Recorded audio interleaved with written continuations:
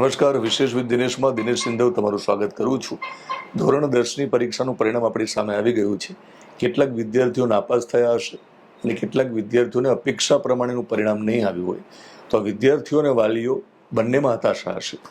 પણ મારું એવું માનવું છે કે ધોરણ 10માં નાપાસ થવાથી, અપેક્ષા પ્રમાણેનું પરિણામ ન આવવાથી હતાશ થવાની જરૂર નથી. કારણ કે તમે અત્યારે હતાશ થશો તો ભવિષ્યમાં તમને જે ગમતું કામ છે એ કરવામાં પણ તમને હતાશા નડતરરૂપ સાબિત થશે, સફળતા મેળવવામાં મોડું થશે. તો સૌ પ્રથમ તો એક કામ એ કરો કે તમે તમારી હતાશા ખંખેરી નાખો. અને તમે હતાશ એટલા માટે થયા હશો, હું સમજી શકું છું કે અત્યારે ટ્રેન્ડ એવો ચાલે છે કે જે ધોરણ 10માં બાળક હોય છે એનું જે પરિણામ આવે છે એ પરિણામ જો સારું આવ્યું હોય તો એના મા બાપ અને બાળક પોતે વોટ્સએપમાં સ્ટેટસમાં મૂકે છે, ફેસબુક, ઇન્સ્ટાગ્રામ જેવા સોશિયલ મીડિયા પ્લેટફોર્મમાં પણ મૂકે છે અને પ્રાઉડ ફીલ કરે છે. લોકો અભિનંદન પાઠવે છે. સારી વાત છે. જે લોકોને પરિણામ સારું આવ્યું છે એને આપણે અભિનંદન આપવા જ જોઈએ. પણ આપણે ભૂલી જઈએ છીએ, સમાજ એ વસ્તુ ભૂલી જાય છે કે જે લોકોનું પરિણામ અપેક્ષિત નથી આવ્યું, જે લોકો ખાસ તો નાપાસ થયા છે, એમનું શું, એમની મનોસ્થિતિ શું હશે, એમના મનમાં શું ચાલતું હશે, એમની હતાશા જે હશે એ હતાશામાં એટલા બધા ગરકાવ તો નહીં થઈ જાય ને કે એમને પાછા લાવવા આપણને અઘરા પડે. એ લોકો ડિપ્રેશનમાં તો નહીં જતા રહે ને. આ બધા જ સવાલો તમને પેદા થવા જોઈએ. અને બહુ સ્પષ્ટ અને સ્પષ્ટતા શરૂઆતમાં કરી દઉં છું કે જે લોકો રખડતા હોય, જે બાળકો રખડતા હોય અને પછી નાપાસ થયા હોય એમના માટે વિડીયો નથી. કેટલાક કિસ્સામાં એવું બનતું હોય છે કે ખૂબ મહેનત કરવાવાળા બાળકો આપણા ત્યાં છે, પણ કુદરતી ભગવાને એમને યાદ શક્તિ એટલી બધી નથી આપી હોતી કે તેઓ એક વખત વાંચે તો એમને યાદ રહી જાય, બે વખત વાંચે તો પણ યાદ રહી જાય. આ લોકો વારંવાર વાંચતા હોય છે, આમ છતાં યાદ ઓછું રહેતું હોય છે. એમાં એમનો વાંક નથી. આથી પણ એ લોકો નાપાસ થતા હોય છે અને પરિણામ અપેક્ષા મુજબનું હોતું નથી. કેટલાક સંજોગો પણ પરિવારના આજુબાજુના વાતાવરણના એવા હોય છે કે પરીક્ષા ટાણે જ કદાચ એ પ્રકારની કોઈ ઘટનાઓ આકાર લે કે જેથી બાળક નાપાસ પણ થાય અને અપેક્ષિત પરિણામ ના આવે. તો એવું પણ બને કે જે પેપર ચેક કરવાવાળા જે શિક્ષકો હોય છે એ કેવી રીતે પેપર ચેક કરતા હશે, એ કયા મૂડમાં આવ્યા હશે પેપર ચેક કરવા માટે, એની પણ અસર પરિણામમાં હોય છે. એટલે પરીક્ષા આપનાર ઉપર જ બધો બોજો ન હોવો જોઈએ. તો આવા લોકો માટે હું ખાસ વિડીયો બનાવી રહ્યો છું કે તમે હતાશામાંથી બિલકુલ બહાર નીકળી જાઓ. તમારી આજુબાજુમાં તમારા મિત્રો પાસ થયા હોય તો તમે પણ રાજી થાઓ, તમે પણ ખુશ થાઓ. પણ તમે નાપાસ થયા હોય તો તમારે હતાશ થવાની બિલકુલ જરૂર નથી. તમને એક કહાની હું સંભળાવવા માગું છું. કહાની સાંભળીને તમને ચોક્કસ મોટિવેશન મળવાનું છે. તમને પણ લાગશે કે જીવનમાં ધોરણ 10નું જે પરિણામ છે એ પરિણામ આપણું ભવિષ્ય નક્કી ન કરી શકે. તો ગુજરાતના સુરેન્દ્રનગર જિલ્લાના એક નાનકડા ગામમાં ખેડૂત પરિવારમાં એક બાળકનો જન્મ થાય છે. જે પરિવારમાં બાળકનો જન્મ થાય છે એ પરિવારના જે મોભી છે, એટલે કે આ બાળકના જે પિતા છે, એમના ભાગે માત્ર 20 વીઘા જમીન આવી હતી. અને સુરેન્દ્રનગર જિલ્લાનો એક આ એવો વિસ્તાર છે કે જેને ખારાપાટ તરીકે ઓળખવામાં આવે છે. એ ખારાપાટમાં પણ આ જે બાળક છે એના પિતાની જે જમીન છે એ જે આખો જેને વિસ્તાર આપણે કહીએ, જેને આપણે તળપદી ભાષામાં પા કહીએ, તો ત્યાં ક્ષારવાળી જમીન છે. એટલે ઉત્પાદન બધા જ ખેડૂતોનું ઓછું છે અને જમીન ઓછી અને પાછું ક્ષારના કારણે ઉત્પાદન પણ ઓછું. ક્ષારવાળી જમીન છે. તો આર્થિક પરિસ્થિતિ નબળી શરૂઆતથી. બાળકનો જન્મ થયો, જ્યારે સમજણું થયું એ બાળક, અને પછી સપના જોવાની શરૂઆત ન ખબર પડતા થઈ જતી હોય છે.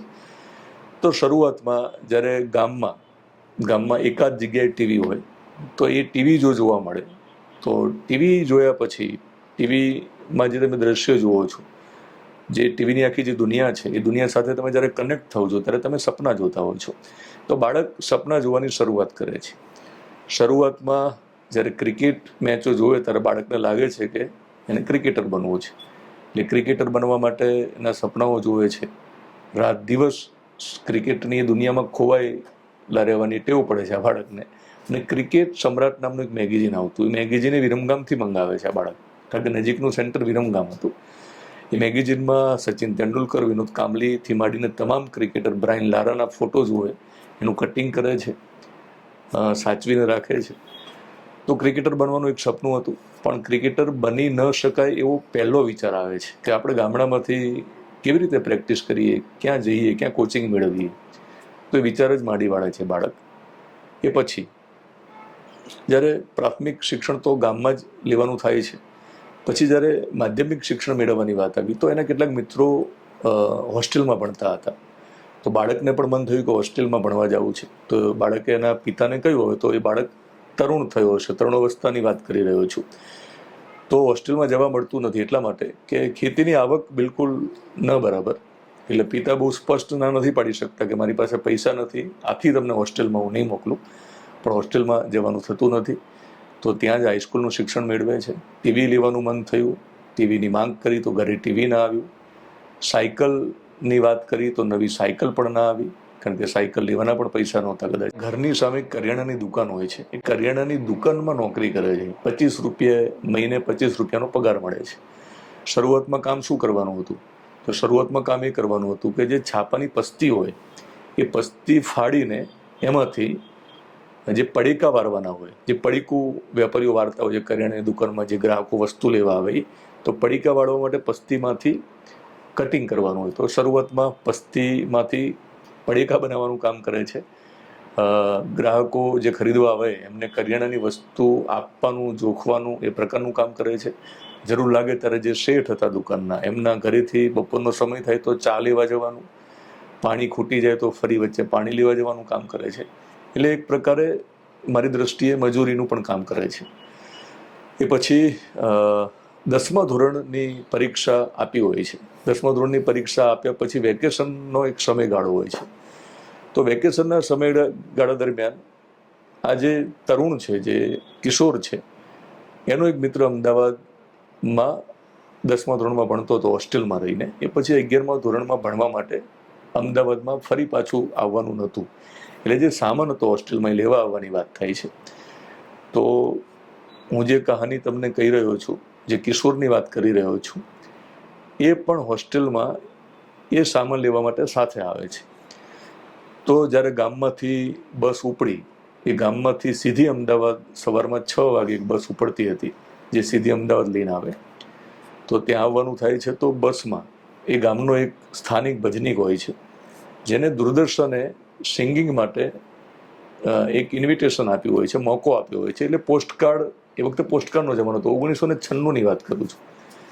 1996માં એ પોસ્ટકાર્ડ જે છે, એ પોસ્ટકાર્ડમાં એને ઇન્વિટેશન હોય છે કે દૂરદર્શનમાં આવો, તમને ભજન ગાવાનો મોકો મળે છે, તમારું રેકોર્ડિંગ થશે. તો ત્યારે દૂરદર્શન સિવાય કોઈ ચેનલ નહોતી. નેશનલ ચેનલ તો 2001 પછી આવી. તો બહુ મોટી ઘટના ગણાતી. તો બાળક જ્યારે નાનો હતો ત્યારે જ્યારે સમજણો થાય છે, કિશોર અને તરુણ થાય છે, ત્યારે ગુજરાતી સિરિયલ્સ, ગુજરાતી ફિલ્મો, જે ગામમાં જે ટીવી હતી ત્યાં જઈને જુએ છે. એ ટીવી જોયા પછી એને પણ હીરો બનવાનું મન થાય છે, સપના જોવાની શરૂઆત કરે છે. મુંબઈના નાટકો જોવે તો એવું લાગે છે કે મુંબઈ જઈને પણ હીરો બનવું છે. તો દૂરદર્શન સાથેનું એ કનેક્શન, એટલે એ પોસ્ટકાર્ડનું એડ્રેસ એ પોતાના હથેળી ઉપર લખી લે છે અને પોતે બીજા દિવસે દૂરદર્શનના ગેટ ઉપર પહોંચી જાય છે. અને દૂરદર્શનનો જે દરવાજો હતો, એ દરવાજો ખોલવો મુશ્કેલ હતો, કારણ કે ગામડેથી આવેલો 10મા ધોરણની માંડ પરીક્ષા આપેલી, એટલે 15-16 વર્ષની વાત કરી રહ્યો છું. એ ઉંમરે કોણ ભરોસો કરે? ત્યારે વોચમેન રોકે છે, દરવાજો દૂરદર્શનનો ખુલતો નથી. રિક્વેસ્ટ કરે છે કે મને દૂરદર્શનની અંદર જવા દો. અને શુક્રવારે 6:30 વાગે આ જે શો આવે છે ટીવીમાં, એ ટીવીમાં જે શો આવે છે, એ શોના જે એન્કર છે, હોસ્ટ છે, એમને મારે મળવું છે. એ વખતે હોસ્ટ શબ્દ પણ એને આવડતો નહોતો, પણ ટીવીમાં જે આવે છે એ વ્યક્તિને મારે મળવું છે, એવી રિક્વેસ્ટ કરે છે. વારંવારની રજૂઆત, અડધો કલાક સુધી મથામણ કર્યા પછી એન્ટ્રી મળે છે અને દૂરદર્શનનો જે દરવાજો ખુલ્યો 1996માં, તો મીડિયા ક્ષેત્રે પણ દરવાજો ખુલી જાય છે ધોરણ 10ના વેકેશનમાં. એ પછી દૂરદર્શનમાં જવાનું થાય છે. જે પ્રોગ્રામ એક્ઝિક્યુટિવ હોય છે એમને મળવાનું થાય છે, એમની સાથે વાતચીત થાય છે, કેટલાક વિષયો આપવામાં આવે છે. લખીને એ જે છોકરો છે પાછો ફરી એમની ઓફિસમાં જાય છે.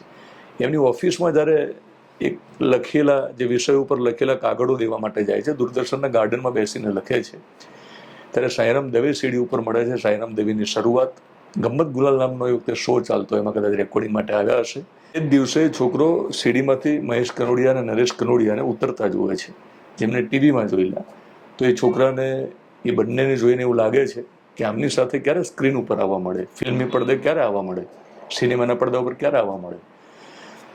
પછી એ આખી કહાની ત્યાં થોડી વાર માટે અલ્પવિરામ લે છે, કારણ કે એ છોકરાને થોડો રિસ્પોન્સ આપીને ગામડે મોકલી દેવામાં આવે છે. એ છોકરાનું 11મું ધોરણ વિરમગામમાં શરૂ થાય છે. ગામમાંથી અપડાઉન કરવામાં આવે છે. હાઈસ્કૂલનું એજ્યુકેશન પૂરું થાય એટલે કે સ્કૂલ ટાઈમ જ્યારે પૂરો થાય એટલે ફરી પાછે ગામડે જવાનું હોય છે.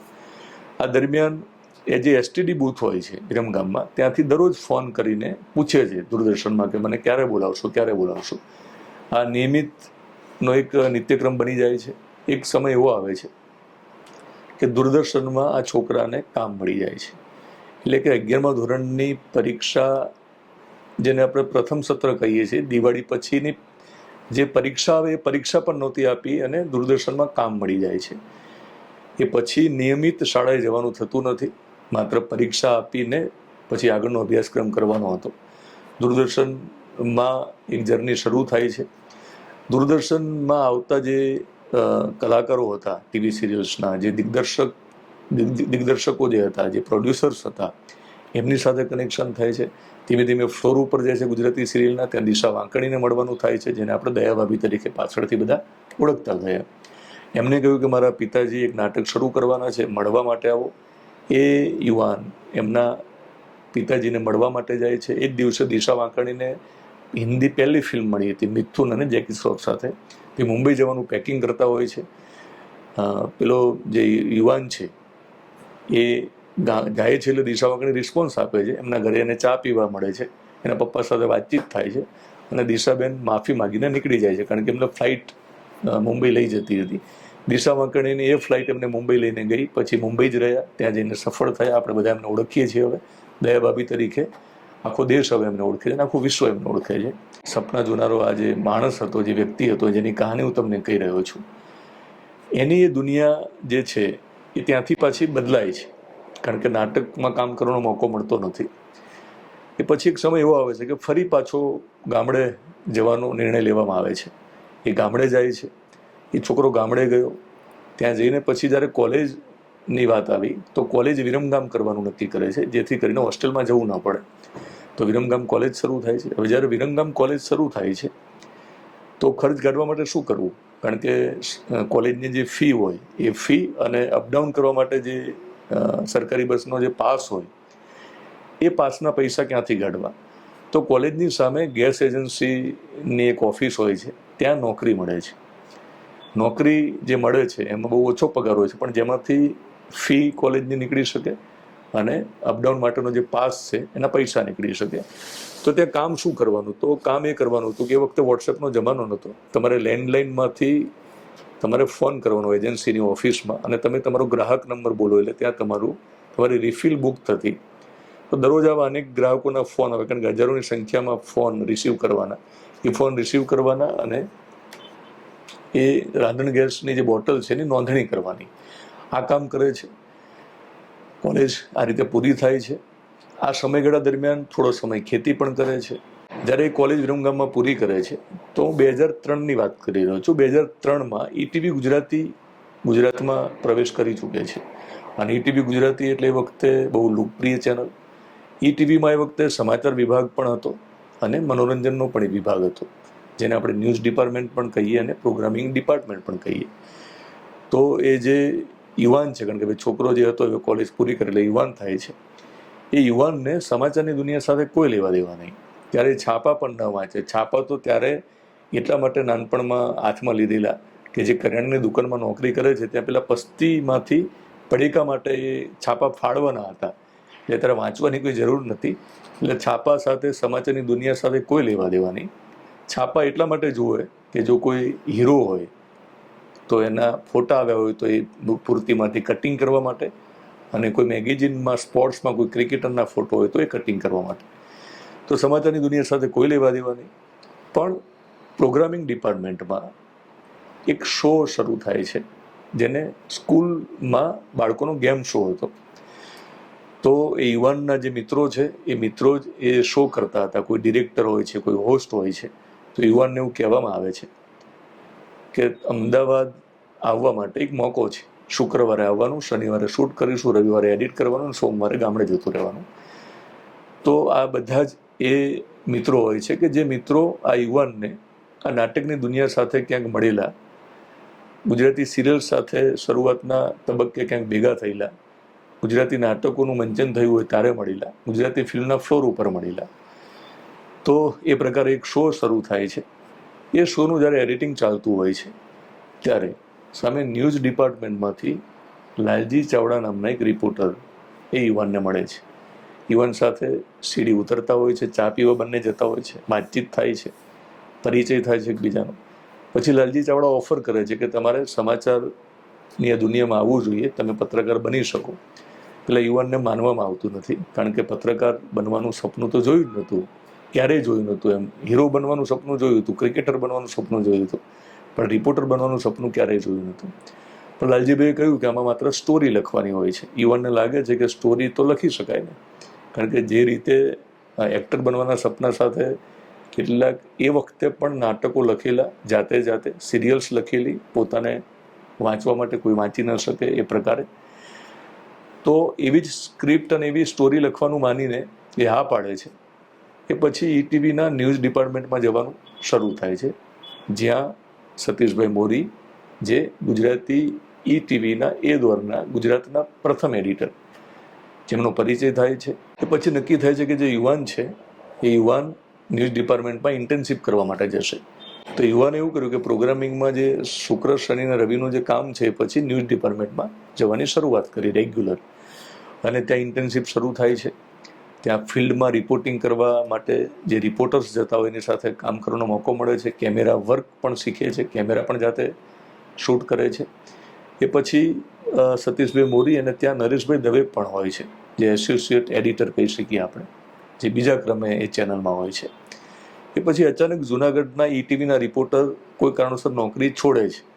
એ જ વખતે એ યુવાનને જુનાગઢ મોકલવામાં આવે છે અને જુનાગઢમાં કેમેરા સાથે જવાનું કહેવામાં આવે છે કે તમે કેમેરો લઈને જાઓ. આ 2003ની વાત કરું છું, ત્યારે ઈટીવી ગુજરાતી સિવાય કોઈ ચેનલો નથી. ત્યાં જવાનું અને ત્યાંના સમાચારો મોકલવાના. યુવાન જુનાગઢ જાય છે. જુનાગઢ આ જ્યારે યુવાન જાય છે ત્યારે એના જે કઝિન સિસ્ટર છે એમના ઘરે રોકાય છે 6 મહિના જેવો સમય. બાઇક નહોતું એટલે ચાલીને ઘટના સ્થળે પહોંચે છે, રિપોર્ટિંગ કરે છે. શરૂઆતમાં 2 મહિના આ યુવાન જોડે મોબાઈલ ફોન પણ નહોતો, એટલે સમાચાર મેળવવાની વાત આવે, સમાચાર જાણવાની વાત આવે તો પણ મુશ્કેલી પડતી હતી. એ મુશ્કેલીનો સામનો કરે છે. ધીમે ધીમે કામ શીખે છે અને પત્રકાર તરીકે ઈટીવી ગુજરાતીના પ્રતિનિધિ તરીકે જુનાગઢમાં કામ મળે છે, કામ શરૂ કરે છે. એ પછી પરિવાર સાથે ત્યાં જુનાગઢમાં શિફ્ટ થાય છે. તો એમના પત્ની ને નાનકડી દીકરી. હવે શરૂઆતમાં બાઇક તો હતું જ નહીં, પણ ટીવી પણ નહોતું. હવે આખી મૂંઝવણ એવી હતી કે સમાચારમાં જ્યારે એમના સમાચાર આવે, યુવાનના જ્યારે પોતાના સમાચાર આવે બુલેટિનમાં ઈટીવી ગુજરાતીના, તો એ સમાચાર જોવા ગયા. એસટી બસ સ્ટેન્ડની સામે એક એસટીડી બૂથ હોય છે. એ એસટીડી બૂથમાં 7 વાગે સમાચાર જોવા માટે યુવાન દર વખતે જાય છે.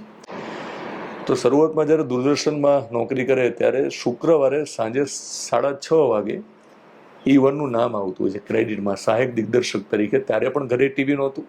હવે જ્યારે પોતે ઈટીવી ગુજરાતીમાં દેખાવા લાગે છે રિપોર્ટર તરીકે, ત્યારે પણ ટીવી નથી. એટલે ટીવી જોવા માટે એમને એસટીડી બૂથમાં જવું પડે છે. એ પછી માહિતી ખાતાના એક અધિકારી જોઈ જાય છે કે આવું શા માટે. ખબર પડે છે કે ટીવી નથી. તો ઉછીના પૈસા આપે છે, કેટલાક પૈસા એ યુવાન જોડે હોય છે. એ પછી ઉછીના પૈસા અને જે બચતના પૈસા હતા એમાંથી ટીવી લાવવામાં આવે છે અને પહેલીવાર પોતાની જાતને ટીવીમાં જુએ છે. તો એ આખી ટીવીની દુનિયા સાથેનું કનેક્શન. એ પછી વીટીવી ગુજરાતી 2012માં શરૂ થાય છે. તો યુવાન વડોદરાથી પછી વડોદરા પ્રમોશન સાથે ઈટીવી ગુજરાતીમાં બ્યુરો ચીફ બને છે. પછી 2012માં વીટીવી જુનાગઢથી વડોદરા અને વડોદરાથી વીટીવીમાં 2012માં અમદાવાદ આવવાનું થાય છે. વીટીવીમાં આવ્યા પછી એન્કર પણ બને છે. એન્કર પ્રોડ્યુસર પણ બને છે, કારણ કે એક શો એવો હોસ્ટ કરે છે કે જેમાં ગુજરાતના જાણીતા ઉદ્યોગપતિના ઇન્ટરવ્યૂ કરવાના થાય છે. ત્યારે હોસ્ટ તરીકે કામ કરે છે. પ્રાઇમ ટાઈમ એન્કરિંગમાં પણ મોકો મળે છે. ધીમે ધીમે પછી TV9માં કામ કરે છે. એ પછી દિવ્યભાસ્કર.com જે મોબાઈલ એપ્લિકેશન છે ત્યાં પણ રિપોર્ટર તરીકે જે વ્યક્તિને આપણે વાત કરીએ એ કામ કરે છે. દિવ્ય ભાસ્કરમાં 5.5 વર્ષથી વધારે કામ કર્યા પછી, એક ડિજિટલનો એક્સપિરિયન્સ લીધા પછી એ પોતાની યુટ્યુબ ચેનલ શરૂ કરે છે. અને પોતાની યુટ્યુબ ચેનલ શરૂ કર્યા પછી મોટિવેશનલ ઇન્સ્પાયરિંગ ઇન્ટરવ્યૂ કરે છે, સ્ટોરી કરે છે. અને મોટાભાગે જે ગુજરાતના જાણીતા લોકો છે, ખાસ તો સેલિબ્રિટી આપણે જેમને કહીએ છીએ, એ લોકોના ઇન્ટરવ્યૂની શરૂઆત એ ત્યારે કરે છે 2017ની આસપાસ, જેને આપણે આજે પોડકાસ્ટ કહીએ છીએ.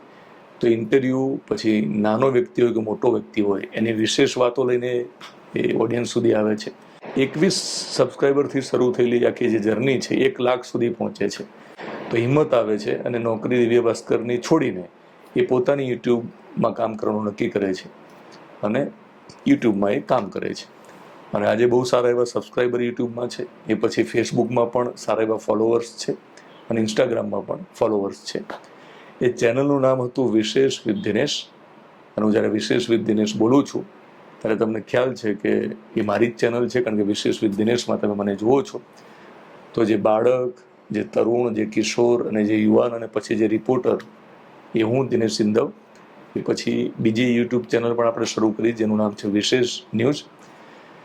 તો આ મેં મારી કહાની તમને એટલા માટે કીધી કે આપણી પાસે ઘણી બધી એવી કહાનીઓ છે જે આપણે સાંભળી હોય. સચિન તેંડુલકર હોય, ધીરુભાઈ અંબાણી હોય, કે આપણે સાંભળ્યું છે કે એ લોકો ઓછું ભણ્યા હોય, 10મામાં એટલું બધું સારું પરિણામ ન મેળવ્યું હોય, પણ અત્યારે ખૂબ સારું એમને પોતાના ક્ષેત્રમાં નામ અને કાઠું કાઢ્યું હોય. પણ એ બધાની કહાની તો આપણને એવું લાગે કે દૂરની છે, એ કરી શકે, આપણે ન કરી શકીએ. પણ મેં મારી કહાની તમને એટલા માટે કહી કે તમને એવું લાગશે કે ઓકે, દિનેશભાઈ તો અમારી વચ્ચેથી જ આવે છે. અને આ કહાની જાણ્યા પછી તમને લાગતું હોય કે આ કહાની હું 10મા ધોરણના વિદ્યાર્થીને શા માટે કહું છું, તો તમને મોબાઈલમાં એ મારી માર્કશીટ, હવે તો મારું નામ કરી દીધું છે, તો મોબાઈલમાં મારી માર્કશીટ તમને દેખાડવા માગું છું. આ તમને સ્ક્રીન ઉપર જોવા મળશે. એ માર્કશીટ તમે જુઓ. માર્કશીટમાં તમે જોશો ને તો હું પાસ થઈ ગયો છું. 10મા ધોરણમાં માંડ પાસ થયું છું, એટલા માટે કે અંગ્રેજીમાં માત્ર 35 માર્ક્સ છે. 1996માં ધોરણ 10માં 35 માર્ક્સ આવવા એટલે કૃપા ગુણથી તમે પાસ થયા કહેવાય. 1 માર્ક્સ પણ જો ઓછો આવ્યો હોત તો નાપાસ થવાનો હતો. હવે મારે આટલા ઓછા માર્ક્સ આવ્યા, ઓછા ટકા આવ્યા, એટલા માટે હું આ બધું કરી શક્યો એવું કહેવા નથી માગતો. પણ હું એવું કહેવા માગું છું કે તમારી દ્રષ્ટિએ જો હું સફળ હોઉં, તમને એવું લાગતું હોય કે 10મા ધોરણમાં અંગ્રેજીમાં માત્ર 35 માર્ક્સ આવે છે, 80થી કે 90 એક પણ વિષયમાં માર્ક્સ નથી, એટલે ભણવામાં હું એવરેજ ગણાવું, તો તમે જો મને સફળ માનતા હોય તો મારી એક તમને રિક્વેસ્ટ છે કે 10માનું પરિણામ તમારી સામે જે આવી ગયું છે એને ભૂલી જાઓ. બિલકુલ એવું કહેવા નથી માગતો કે તમે એને પ્રાઉડ ફીલ કરો. પ્રાઉડ ફીલ ના કરશો. એવું ના કહેશો કે હું 10મામાં નાપાસ થયો, મને કોઈ ચિંતા નથી, હું તો બહુ ચિંતા નથી કરતો ભવિષ્યની. કરો ચિંતા, પણ હતાશ થવાની જરૂર નથી. મારી કહાની મેં એટલા માટે કીધી છે કે તમે જો પણ તમારું ગમતું જે કામ છે એ કામ કરશો, એને વળગી રહેશો, તો 10મા ધોરણની માર્કશીટની કોઈ જ જરૂર નથી. આજે હું તમારી સામે જો એક યુટ્યુબર તરીકે, આજે હું તમારી સામે જો એક જર્નાલિસ્ટ તરીકે અને કોન્ટેન્ટ ક્રિએટર તરીકે જો સફળ હોઉં, તો મારામાંથી જ પ્રેરણા મેળવો. મારી વાહવાહી કરવા માટે અમે કહાની કીધી નથી, પણ તમને તમારી નજીકની કહાની લાગશે. ત્યારે 10મા ધોરણનું પરિણામ આવ્યું એ પછી જે કંઈ ચર્ચા થઈ રહી છે, અભિનંદન પાઠવવામાં આવે છે. જે લોકો પાસ થયા છે ને સારા ટકા સાથે થયા છે, પાઠવવા જોઈએ, ના નથી.